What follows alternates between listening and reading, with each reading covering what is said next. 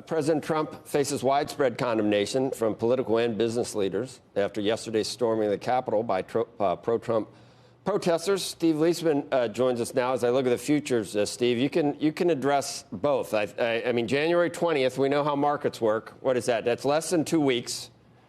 I mean, the market can look at 9 months sometimes. So it can do 2 weeks in its sleep. I think it can do 2 weeks in its sleep. And you can also address the other issue. The liquidity continues. That's what Novogratz was just talking about. So maybe it's not that difficult to understand why the market somehow goes up with this backdrop. None of that changes, Joe. You're right. And I'll come back to the issue of the market being up yesterday. But first, let me just talk about what you originally introduced, which is the condemnation of the president.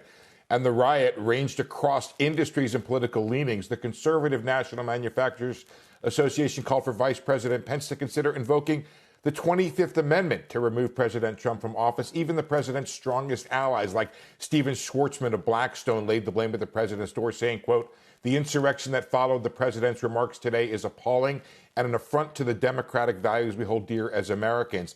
He went on to say, quote, "I am shocked and horrified by this mob's attempt to undermine our Constitution. As I said in November, the outcome of the election is very clear and there must be a peaceful transition of power." Jamie Dimon of JPMorgan issuing a statement, "Our elected leaders have a responsibility to call for an end to the violence, accept the results, and as our democracy has for hundreds of years, support the peaceful transition of power."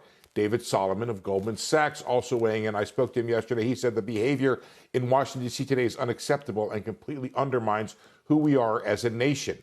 Now, I talked to former IMF chief economist Raghuram Rajan. He also was the former governor of the Bank of India.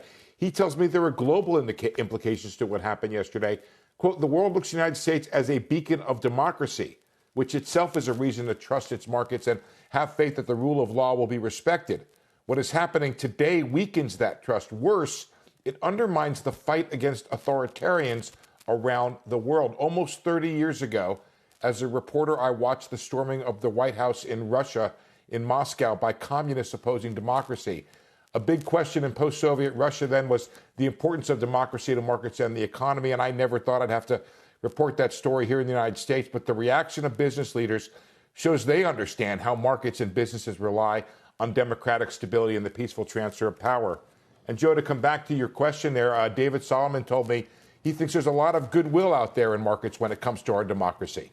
And we can draw on that, but he said we made a big drawdown on that account, and we have to put some money back in. Shepard Smith here. Thanks for watching CNBC on YouTube.